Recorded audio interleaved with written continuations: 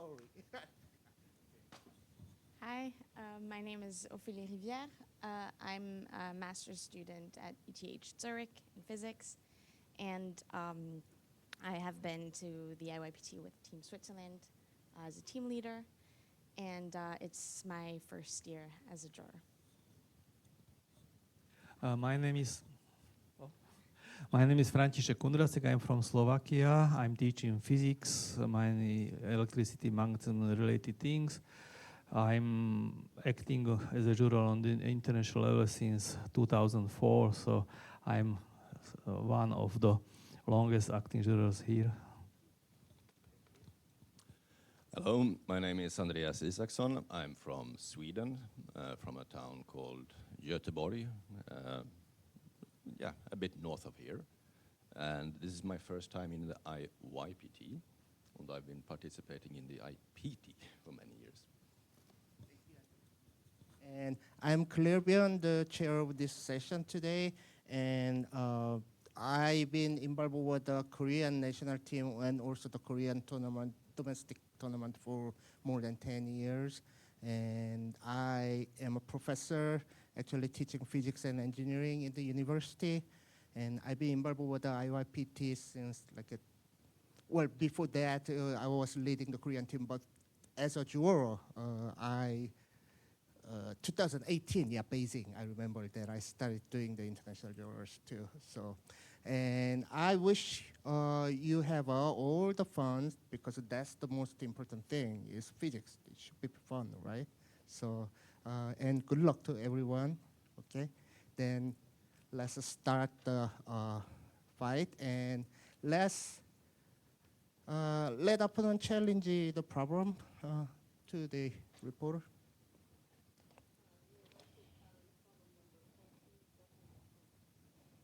Number 14 is challenged, and it's a good problem to challenge.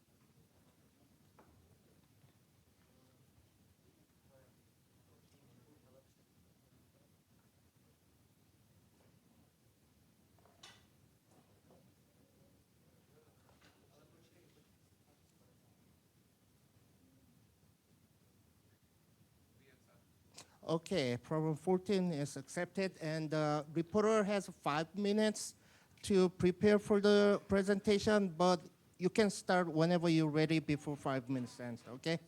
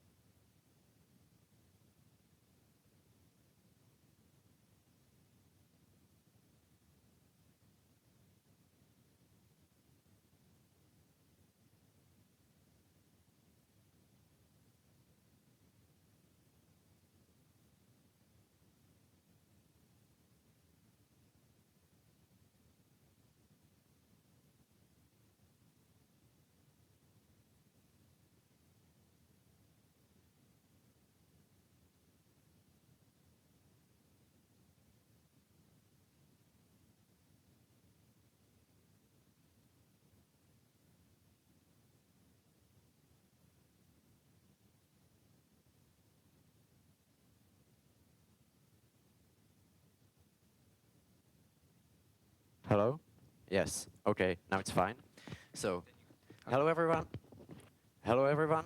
I'm Michael representing Czechia, and this is the water bottle rocket. So, the water bottle rocket is a plastic bottle partially full with water and partially with pressurized air containing energy due to which the rocket flies. And we are to investigate its acceleration during the liftoff. So, in principle, as the rocket is released, the pressurized air starts to push the water out from the bottle at very high speed. And since the mass is being ejected in one direction, then due to the conservation of momentum, the rocket will move in the opposite direction. Understanding this phenomenon is crucial for building the theoretical framework. Yeah. Okay, so now let's turn our attention to the time evolution of the rocket acceleration. There are two main modes giving the thrust to the rocket. There is the water thrust phase, in which only water is being expelled from the bottle, and there is the water-air mixture thrust phase, in which both the air and water are being expelled at the same time. In the second phase, the acceleration of the rocket starts rapidly decreasing until it settles on the gravitational acceleration. So, here you can see that the transition between, here I can show you that the transition between those two phases can be clearly observed. As the liftoff begins, the water is at the most of the times propelled only by the water. But as the rocket flies and both the pressure and water content in the rocket decreases, then the water will start mixing with the rocket, with the air, as you can see here. So, now we have already explained the phenomenon, and we will move to the theoretical description of the water thrust phase, followed by the experimental tracking of the rocket flight, and then we will study the initial acceleration of the rocket. So let's start with the equation of motion. Several forces act on the rocket during the liftoff, including thrust, that's acting against the gravity, and also the air resistance. The thrust of the rocket comes from the conservation of momentum and is given by the rate of change of mass times the water outflow velocity. By substituting for the rate of change of mass from the continuity equation, we obtain the thrust as a function of the water outflow velocity. The water outflow velocity we get from the Bernoulli equation for the incompressible laminar non-viscous flow. And by neglecting the hydrostatic pressure, and also the water top level decrease rate, we obtain the water outflow velocity as a function of internal overpressure. The time evolution of the internal overpressure was already studied in the paper published by Romanelli et al., with a conclusion that the process is a polytropic, which is the process of an ideal gas that satisfies the condition that the thermal capacity of the heat exchange is constant during the process. The equation that the process satisfies says that the pressure times volume to the power of polytropic coefficient stays constant throughout the process. The polytropic coefficient reflects heat exchange and its boundaries, and it can, for example, if the beta it would be equal to 1, then the process would be isothermal, and if beta would be equal to Poisson's constant, then the process would be adiabatic with no heat exchange. The paper also provides the analytical expression for the beta coefficients, assuming that the heat transfer, that the heat supply to the gas comes only from the water vapor condensation, and also we assume that at the beginning the air in the rocket is fully saturated. Here you can see that the polytropic coefficient is slightly dependent on the initial thermodynamical conditions of the air, but the dependence is just slight, and the coefficient is not changing in the range of pressures that we have used. From these equations, from this closed system of equations, we may derive an equation in which the water outflow velocity may be calculated as a function of time using numerical integration.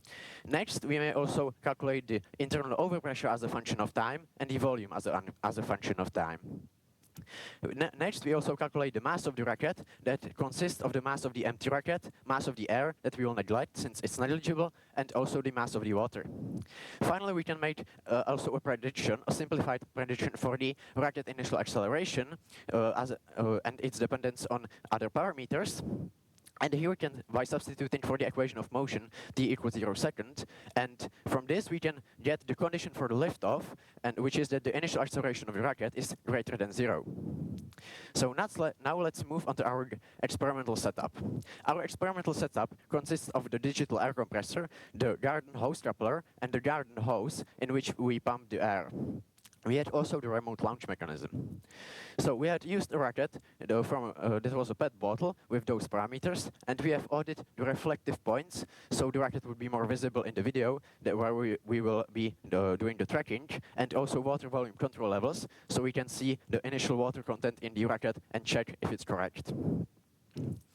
So we have recorded the flight of the rocket on a camera with 2000 FPS, recording 2 meters of the flight in time of approximately 1 second. So here you can see an example of how the tracking was done. We have been following a point on the top of the rocket, one of the reflective points. And from this process of tracking, we have then obtained the height versus time dependency. And by taking the numerical derivative, we have obtained the velocity versus time. However, the velocity versus time is too noisy for taking a second derivative from the raw data. So we have applied the Savitz-July filter to smooth the data. And then we were able to take the second derivative. However, due to the properties of the filter, we aren't able to smooth the edge parts of the data, so our data got a little trimmed and there is some data loss. But you can see that it's not crucial. So we have tried to measure the rocket acceleration for different initial overpressures, finding that in this range of measurement, the acceleration behaves approximately constant, and also that the acceleration is higher as we increase the initial overpressure in the rocket. We have also compared this with our theory, finding that in some cases, the experiments exhibit an excellent agreement with our theoretical prediction. Next, we have also tried to measure the rocket acceleration for different initial water contents, finding that for low water contents, the thrust phase of the rocket is that the rocket is already from the beginning propelled by the water-air mixture, and that the acceleration is already rapidly decreasing. And you can also see that our measurements are precise since the value of the acceleration settles on the gravitational acceleration. So here is the comparison of this data with our theory, finding that for lower amounts of for lower water contents, there is some difference between the theory and experiment, and this is partially caused by the fact that our theory does not account for the thrust given by the air, and both by the water and air. So we are next interested in the initial acceleration of the rocket, but since by applying the Savitz-July filter, there is some data loss, so we needed to take the initial acceleration from the velocity data. So we were fitting the velocity data with a polynomial function. The measurements of initial overpressure were fitted with a line, and the measurements of the initial water contents were fitted with a second-degree polynomial. And here, the fitting parameters are representing the value of initial acceleration or the derivative at 0. So we have compared the value of the initial acceleration for different initial overpressures. Here you can see the prediction of the initial acceleration from our simplified model. We can see that most of the data points are going above the theory, that there might be some finer qualitative mismatch of our experiment and theory, since you can see that the data might exhibit a different trend than just a simple line. But overall, at some case, the experiment agrees with the theory on some scale. So, next, we have also compared the initial acceleration for different initial water contents.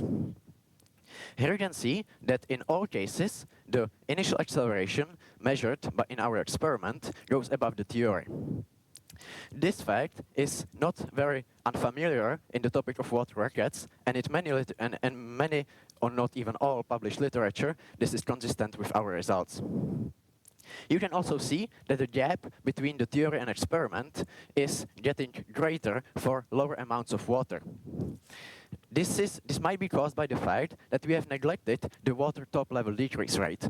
But as we decrease the water content in the rocket, then the water top level decrease rate will converge into the water outflow velocity at the bottom of the nozzle, and it will contribute to the overall pressure, and the water outflow velocity will increase.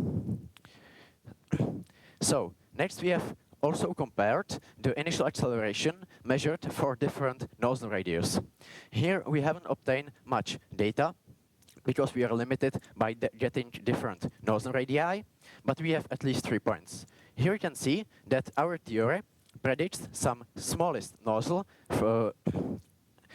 at which the rocket will still lift off. You can also see that for the first two measured data points, they might suit our theory well, but also we can see that some qualitative mismatch overall could be here, since with increasing the nozzle radius furthermore, then we can see that some other effects may play a role and some additional damping might be present. It might be due to the fact that as we increase the nozzle radius, then we also increase the Reynolds number and the Reynolds number of the flow, and the flow becomes more turbulent, resulting in more losses due to the turbulence. It might be also due to the fact that the water flow, as we increase the nozzle size, will get more and more spread, and less kinetic energy will be transferred into the motion of the rocket. So, to conclude, we have found out that the rocket, by converting compressed air energy into kinetic energy, attains impressive acceleration. And the highest value that we have been able to measure was around 19 Gs. We have also derived the formula for the rocket initial acceleration, which is given by this formula that you can see here, which is something that we haven't seen in any published literature, so it might be our own contribution to the problem. We have also found out that the initial acceleration is directly proportional to the initial air overpressure in the rocket, and we have also found out that the rocket acceleration seems to be directly proportional to 1 over the initial water content. Next, we have also found out that it might be proportional to the square of the nozzle radius. So, as to conclude everything, we have also found out that our experiments supported the theory as long as water only was expulsed. That's all from me, and I thank you for your attention. Okay, opponent start question. Maximum pressure you used in the experiment? The maximum pressure that we used in our experiments was 250 kilopascals. Okay, so did you check for the flow rate of like the water out of the rocket? Did you check that in your experiment? Not during the liftoff. We have checked just the initial water content in the rocket. Okay, so did you vary the angle of the takeoff? No, we all tried to make the liftoff as much perpendicular to the ground as possible. Okay, so which we think was satisfied. So do you think there are any limitations of the Bernoulli's equation in the ejection of the rocket? Yes, definitely. We can see that there are a lot of limitations of the Bernoulli's equation, and also some approximation that we have made. I have thought about two Bernoulli's. Yeah. So so you said that there was turbulent flow. So so wouldn't Bernoulli's formula fail under these conditions because it's an unstable ejection of water? Well, at some scale, definitely. But I've said that the Bernoulli's is valid for the laminar, non-viscous, steady flow of incompressible fluid. So there might be some deviations from the turbulent flow that's there in reality. So did you calculate the Reynolds number for? Yes, we have calculated the Reynolds number, as I can show you, here. We have found out that the Reynolds number in the water rockets are really high. And they are all, of course, increasing with the increasing nozzle size. Yeah, and if it's at high, some scale, why is turbulent flow, right? Yes, at some scale, the flow will be always turbulent in the water rocket. But that's not the problem. That's not the main problem in the water rockets, because as the flow is turbulent, then we would expect some damping. Yeah, we'll discuss it later. Okay. So you also limited the experiment of the initial water content to 40%. Why don't you increase it to 60-80 in order to fit your theory better? Yes, if we were to increase the water content furthermore, then the rocket wouldn't fly much, and its path would curve a lot then what is the more. critical Okay, point? let's start there. Okay. Now, opponent prepare for the discussion. Bit away.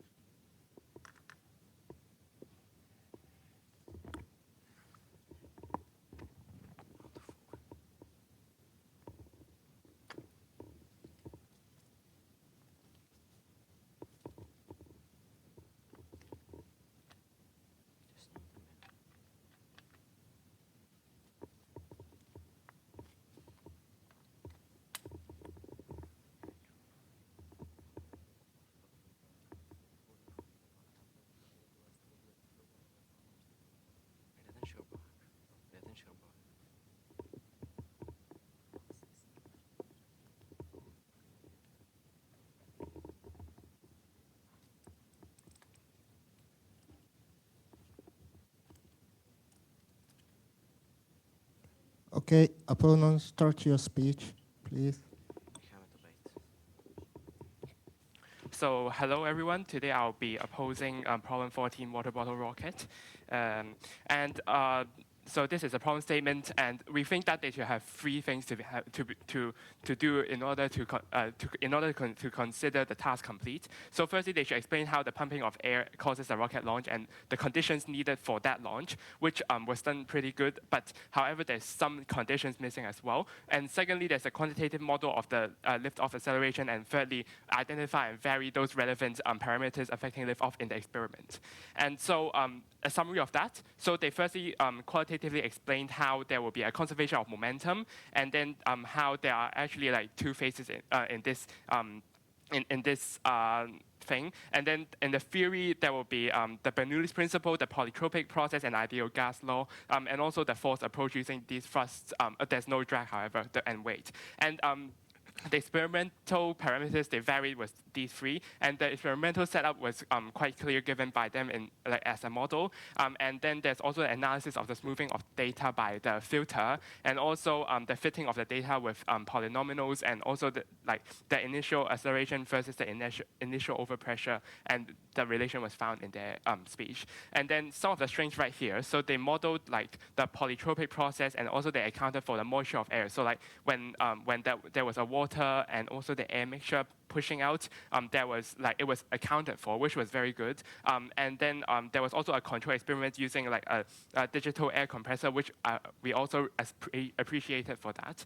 And then there was also many parameters analyzed, and there was also repeated trials done, as I heard from them. And then there was also the finding the maximum velocity and also the acceleration with the smoothing of data. However, I think there are a few points that they could improve on. So firstly, we think that there is an unjustified use of Bernoulli's principle. They said it in like one page, but they did not justify like Bernoulli's principle. Perhaps they can justify whether the turbulent flow actually applies to the Bernoulli's principle, or other equations like the Darcy-White spark would be more appropriate. And secondly, they also lack the justification for the thermodynamic process and why is it exactly polytropic. And then thirdly, there's some loss of the initial acceleration due to the filtering in the process data, as we can show. There's the edges which are unclear, and then there's also the lack of some error analysis for experimental data. So our discussions would be based on these. So we'll firstly discuss on why how the plastic ring sealing the bottle, does it cause friction, and does it affect like your experiment, and about the shape of the water rocket would it affect, and then the theory-wise we'll discuss whether the pressure gradient in the water bottle is it actually constant, and how do you find drag in your experiment, and the analysis what are the limiting conditions, as this is the main point of the problem, and we don't really see where it changes from not launch and launch. And then there's no calculation shown where is the transition between the laminar flow and the turbulent flow in page 30 of the experiment, as I've just pointed out. And that's all. I'll welcome the presenter to the stage. So let me start with the experiment part. Like I see that you have the plastic ring that is like over the rocket. So if you launch, it will release, right? So is there friction that is like that will oppose the movement of it going up? You are asking about the phase in which... Yeah, for the model. Okay. Like, we can look at our apparatus. We have it here. Yeah, so like what do you mean? right here you have a ring, right? Yeah, you have the plastic ring, as you can use. You mean the blue one? No. I meant like if you put the rocket, like there's these rings. So will it affect the initial acceleration? Well, possibly could, but I mean the time that the rocket stays in the apparatus is like very low, and okay, so this has like not much effect on the so overall it's not rocket considered flight. in your experiment. Okay. So so also for experiment, did you vary the shape of the water rocket? Like for example, if you did you use like rectangular water rocket, or your nozzle size? Would it change your like some parameters if I make it like a rectangular? Would there be loss of momentum because of that? What do you think?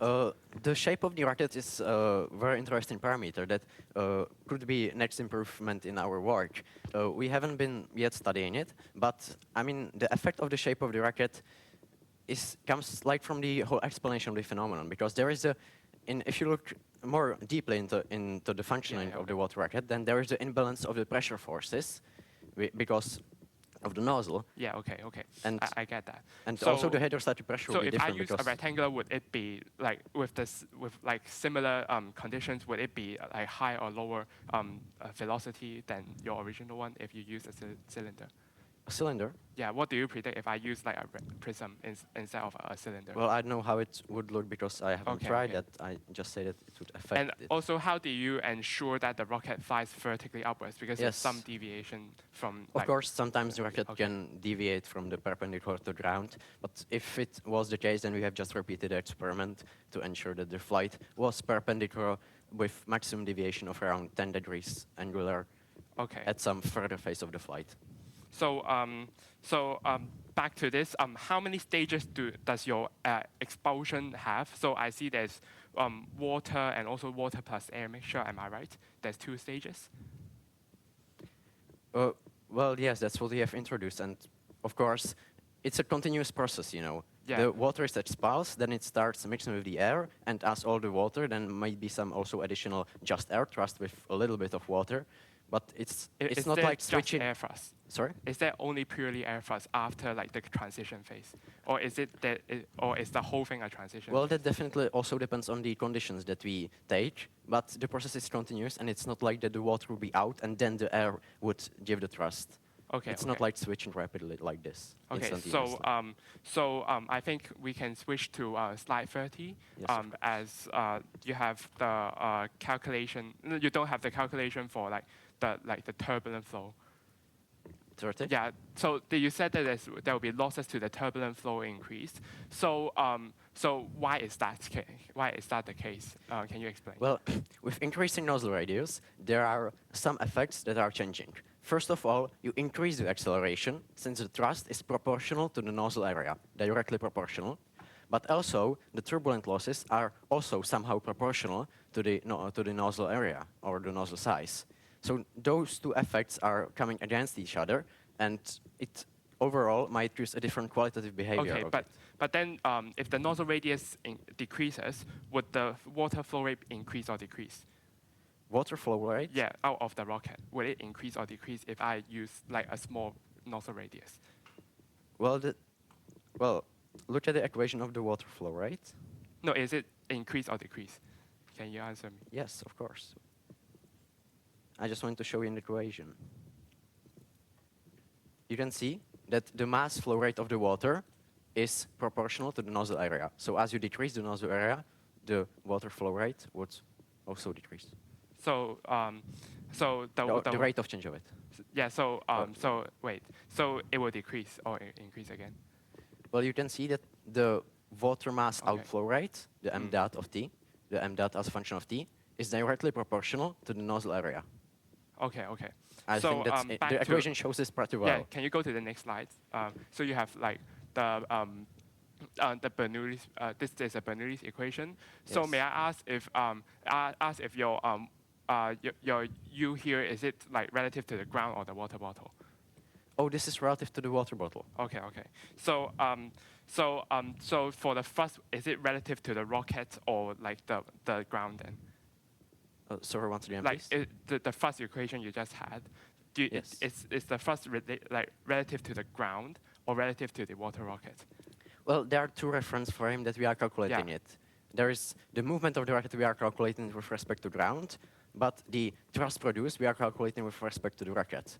Okay. Okay. So okay. So back to that. So I see that you have used like you have 2 edges which you smoothed it out, right? Oh Can yeah, you the go to smoothing that of the slide? data, of course.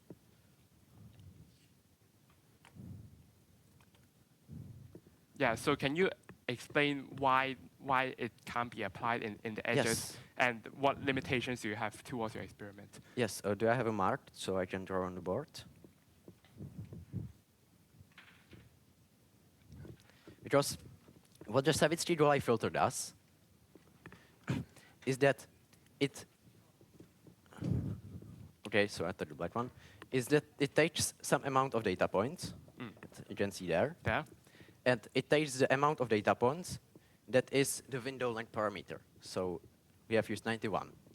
And it takes some middle data point, and it makes an average with respect to its neighbors. But as you get to the beginning, then the first data point has like neighbors to the right, but no neighbors to here.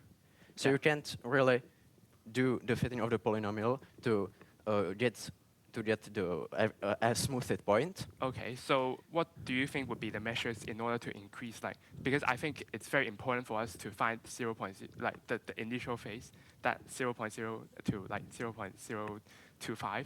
I think that would be very important if you actually find that out. So like, what measures do you think you can take? Well, the initial part we studied from the raw velocity data by fitting them. Unluckily, it's not it's not the time evolution of it, but you can see that the velocity data are noisy, and there are some limitations of what information we can get from it due to the smoothing it. Okay. And of course, if you would vary the window length parameter, then the data would be differently smoothed and differently trimmed. And it's some kind of an optimization process. If you are asking like for different smoothing processes, like to get more of the data, then I can show you, for example, here, how the smoothing ends up being if you choose a different window length. Okay. And you can see that if you choose small window length, then you can't really say anything from the data. But choosing higher and higher window length, you get more and more data loss. Okay, I so it's some understand. kind of optimization process. I want to ask for experiment. Now moving back to the experiment, I want to ask, like, you have this pressure, right? You have the digital air compressor. So how, like, do you think there will be a pressure gradient inside the water bottle? How does that mechanism actually work if you inject like air inside? Like, is there going to be like a pressure gradient or different pressure inside the bottle if you inject it like directly downwards? You mean like the pressure distribution throughout the air? No, like if you push it right here inside, like inside the tube, and would there be a pressure gradient inside the bottle that will change, according to the location, there will be different pressure? Well, if you pump air into the garden hose, then it first has to pump the racket and the garden hose both. So. No, like do you think the pressure is constant, like throughout the water bottle? Well, yeah, at least assume that in the theory. Okay. So I don't see much effect of this. So can I see like the graphs between your between the theory and also the experiment? of course. You mean the the theory and yes, and different. experiment. Oh, yeah. For the initial overpressures, you mean, or the water contents? Yeah. So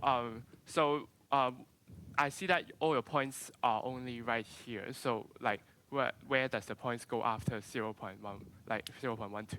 Like you don't have data for that. Sorry, once again, Like please. after this point, do you have data after that?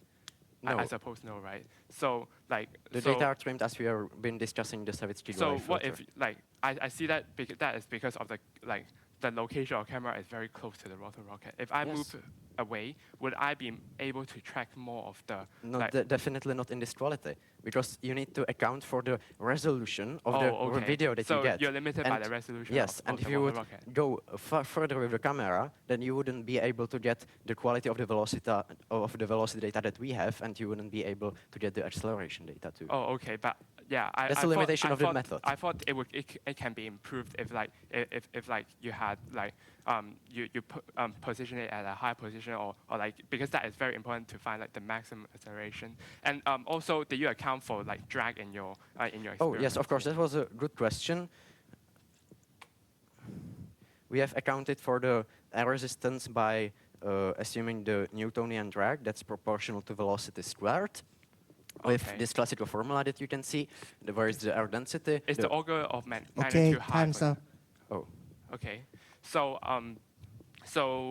we've discussed over some limitations on experiments, especially on like there's a lot of limitations by the water rocket, like for example, like the friction ring, and also like the wooden box on the ground, will it be fixed? And also we've discussed whether like whether the fitting of these is accurate, and also we discussed over like other parameters, for example, the shape of the water rocket, does it affect, and also onto like some sources, like the pressure gradient if it's constant, and also there's also, like we discussed, whether the Bernoulli's formula actually makes sense inside this turbulent flow, which I think is a very is a very huge assumption on like, because the turbulent flow leads to unstable, and they did not show any calculations between like the laminar phase and the turbulent phase. There's no comparison on that. So, however, I think they still have they still have a very strong mechanism on and a high predictive power of their experiment, of their theory, which considers most of the points of the experiment. Yes, in the acceleration for both of you, would you think that is constant in the rocket flight?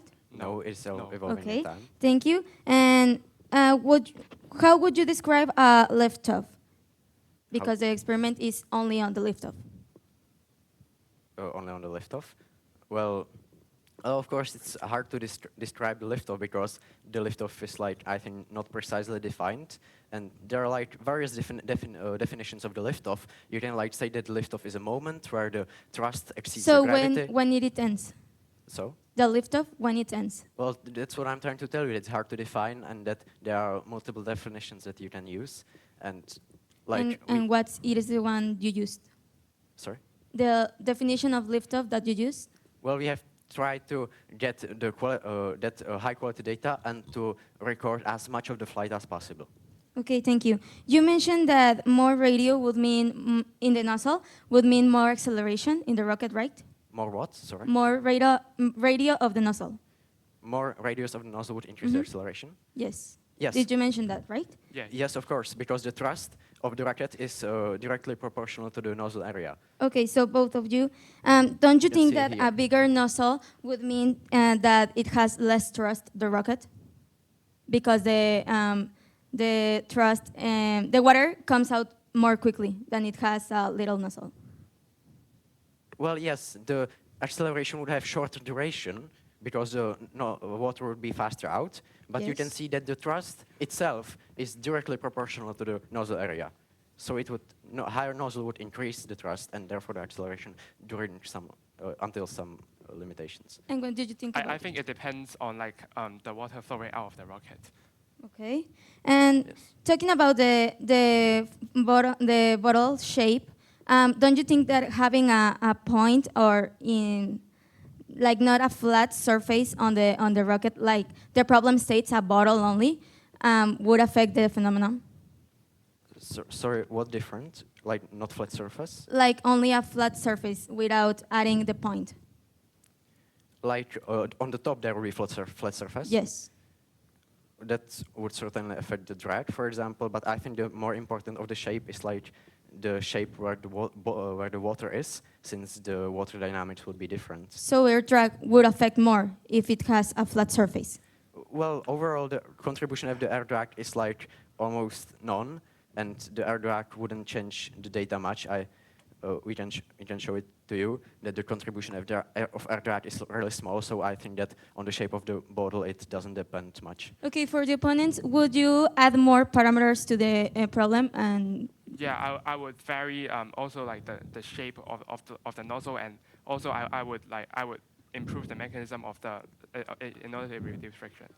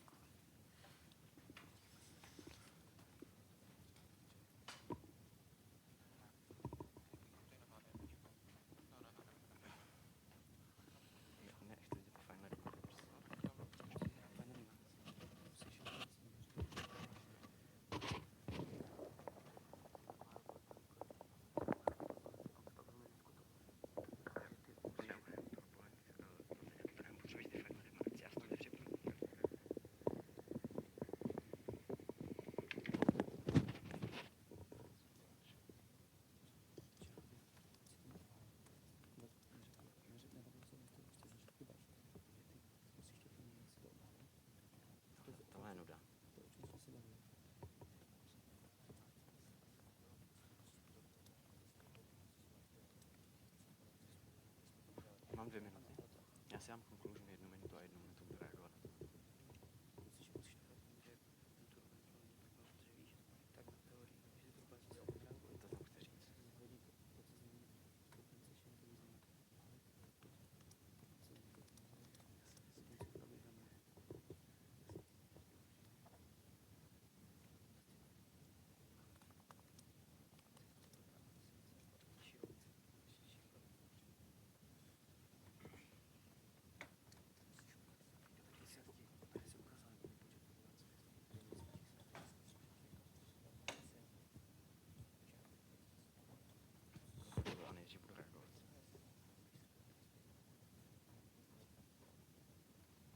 I'm ready.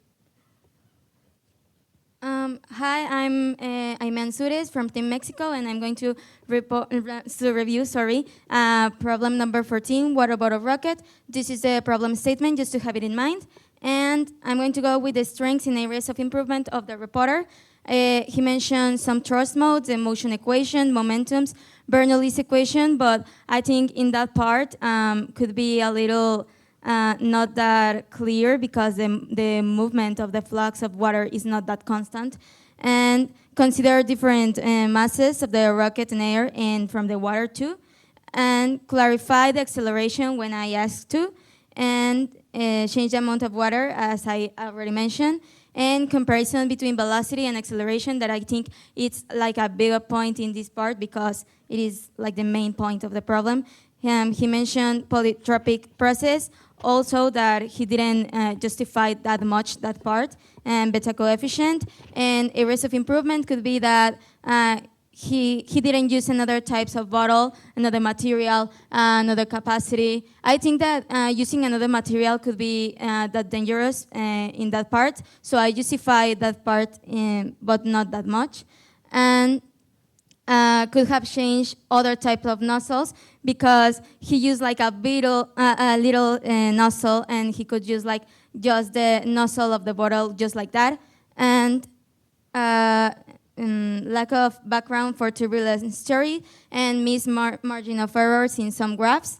And the opponent noticed the absence of thermodynamics and recognized parameters that would affect also, like water volume, initial pressure, and nozzle size. Recognize the lack of margin error, and consider friction in the nozzle at the moment of the launch. And in areas of improvement, he did not consider the impact that the nozzle have. It is that change, and I think that is a huge point on the experimentation.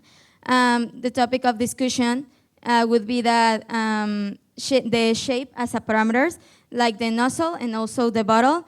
The reporter mentioned it could affect the result, but did not try it, and the opponents said that it not affect. I think it could affect, but depending on the nozzle, they use a little nozzle, so the water sometimes could not fully come out of the water bottle. Sorry, and but if he used a higher nozzle, it could affect more the experimentation. Another discussion point was the trajectory. The opponent says that, well, he asked about how they ensured the trajectory was totally vertical, and reporter, when the trajectory wasn't vertical, they just repeated the experiment. I agree in that part with the opponent, but reporter could have also mentioned the comparison between the one and the one that is not vertical, but because I think that when it's not vertical, the acceleration changes that much. So that would be interesting to have seen in the experimentation of the reporter. And also the pressure was another discussion point. The opponent asked about how the pressure was measured and how they were sure it was constant. And the reporter that they used a digital compressor and assumed that the pressure was constant. I agree in this part with the opponent because also the reporter didn't mention like the margin of error that the digital air compressor could have. And some missed points of the reporter and the opponent could have been the form of the rocket, the adiabatic dry expansion, that is another process that occurs, the turbulate proportional, and the digital air compressor types. Thank you.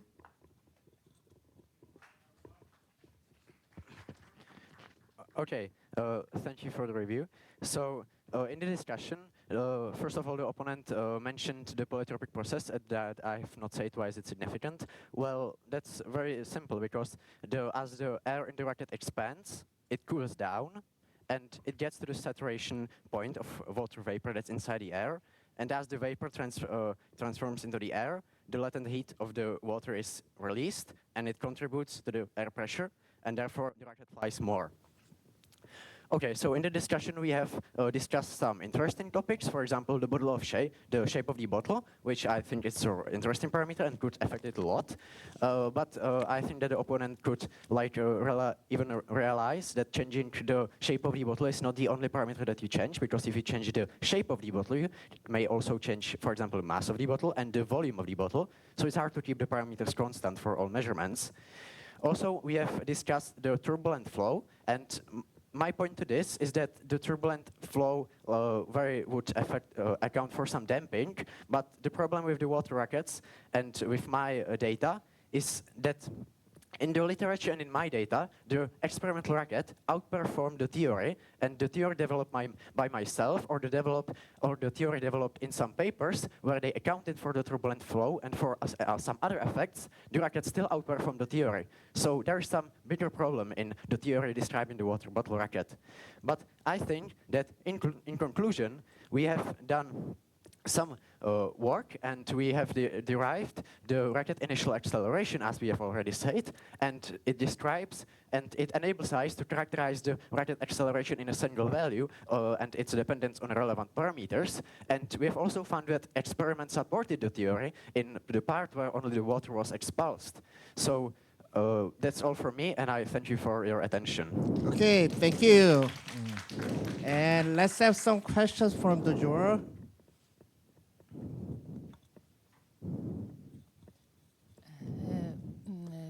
Did you expect acceleration to be constant from your theory during the liftoff that you kind of defined it? Because you defined somehow the acceleration during liftoff, and did you expect from your theory? Did your theory predict it would be constant during this time? No. Well, that's a great question, because the acceleration is not constant. It's time dependent. But on the range where the acceleration is, we could say that it is approximately constant. Of course, it has some time development. But for example, if you would take the average acceleration and compare it with the initial acceleration, like you can see that we have done here, here is just audit the acceleration average from the theory. And this might indicate that the theory is not, that the acceleration is not evolving that much, and that the initial value of it characterizes some average value of it. So this, I think, could be a good hypothesis to prove that it does not evolve that much in the water thrust phase. Okay, any other questions from the? A question to the reporter. So you said that with your filter, you couldn't have the acceleration at the very beginning, but then you have like graphs where you're plotting the initial acceleration. Yes. So what do you call the initial acceleration if you couldn't determine the acceleration at the very beginning of the motion? Yes, you are absolutely right that we cannot get the initial value of the acceleration from the acceleration data. So that's the reason why we have taken the raw velocity data without filtering. And those data we have fitted with a polynomial function with a line for the pressures and second order polynomial for the water contents. So this data was not filtered.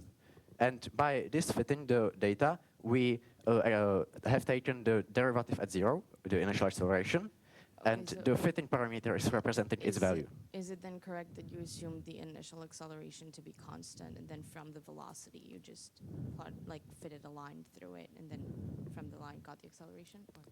Like what's the fit? Yes, for the pressure measurements, the velocity seems to be exhibiting a linear trend. That means that it says that from our measurements, we can say that it is approximately constant, as I've proved in the figure that I've showed. So that's why I fit it with a linear trend. But if there is some part of the water-air mixture, then the acceleration decreases a lot. So there is some curvature. And in this case, we have assumed that the acceleration is behaving linearly, which we have tried to prove by fitting the acceleration with a linear trend. And you can see that by fitting the acceleration with linear trend, we might prove that the second order polynomial fit for the velocity might be justified, at some scale at least. Okay.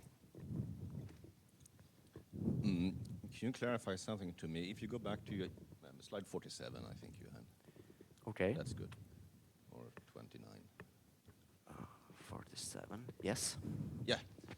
So in your model you had on slide 14, you sort of approximated that the mass of the air was 0, right? Yes. But in this theory curve, I can see as the initial water content goes to 0%, the acceleration increases. Yes. So if there is no, if you have if the theory contains no mass, why does it increase? Well, there is still some water. Yeah, but these curves, the theory curves, right? Yes. If they continue, will they suddenly drop down to 0? Oh, yes. Okay. That's a good question that I have not mentioned the boundaries of the theory, because the initial acceleration simplified model assumes that there is water and air, and if there would be no water, then it would predict no thrust, or it would make no physical sense. So we have to limit it for some water amount and some. And that's also the reason why we have not plotted the curve to the 0, because there the model is not justified its conditions. Yeah. So for how small water content can I? So obviously for 0 water content, the model is not valid. Yes. Is it valid for 1%? Is it valid Yes. for 5%? It is valid till only water is expulsed. And from our experiments, we have obtained that for lower water contents, 2.5 or 5% even, the both water and air are expulsed. So that's what I've also, I think, said, that for those lower initial water contents, our theory does not... Okay, time's up. Yeah, it does not assume water-air mixture thrust. Let's George make the points.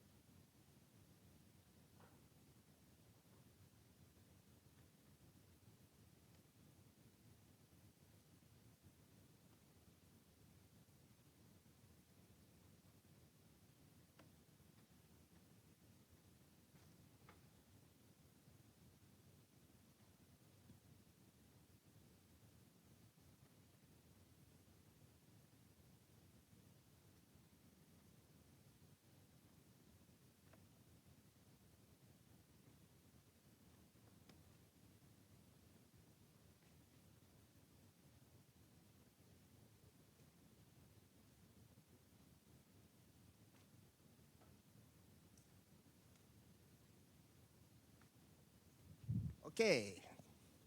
I think all the drawers ready, right? Okay, everybody's still working on it? Okay. Yeah, let's have a reporter point.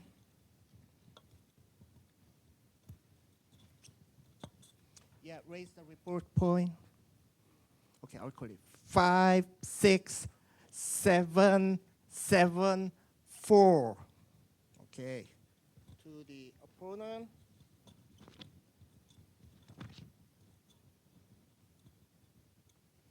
Okay, for opponent, 7, 6, 6, 7, 4. Okay, for reviewer.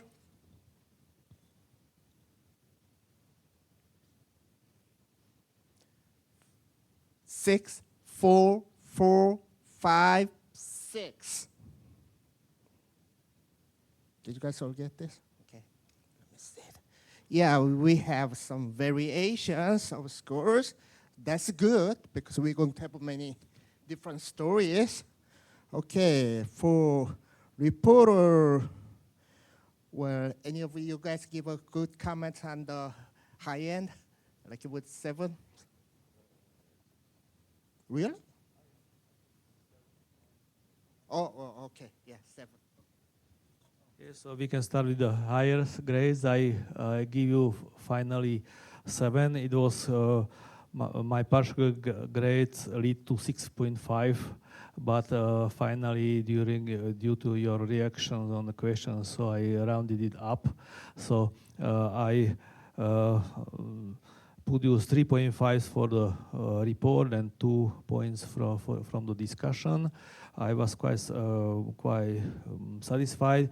What I found the biggest problem in video theory that, as you mentioned by you, that the experiments overperform the theory. That should be somewhere the problem, perhaps in the modeling the water flow outside the nozzle or something like this, and it was not in the presentation. So if it will be explained in more detail, you can get even more points. I think this was the biggest problem for me in the presentation, but otherwise you made plenty of experiments, and so I ended up with this grade.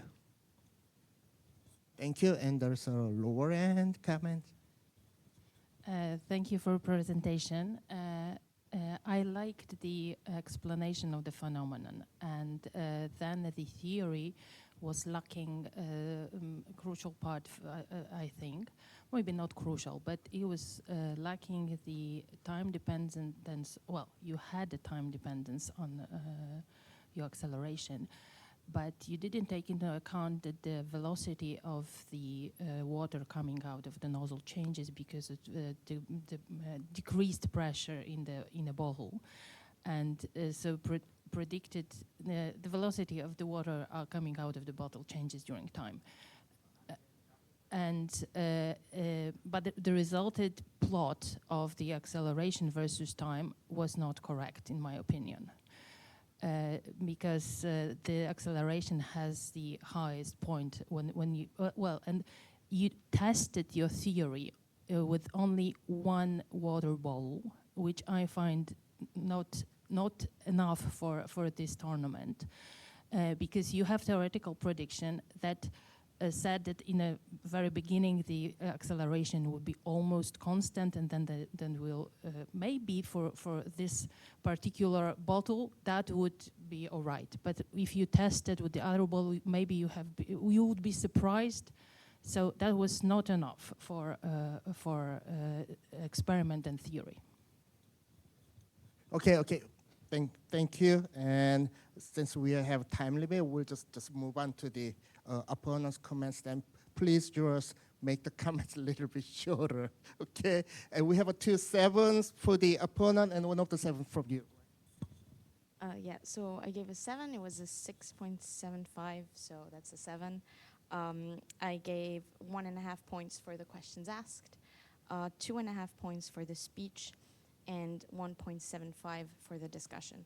So you mentioned a lot of theory, during your speech, but then you weren't really able to get into the theory and the assumptions during the discussion. So this is why the discussion was a little bit lower. But what I really liked in your opposition, and I haven't seen that before in this tournament, is is that you stuck to the presentation of the reporter, and that was really important to me. You allowed us to see the graphs one more time and discuss them. Thank you. And for the opponent, there's again the lower end, but please make sure.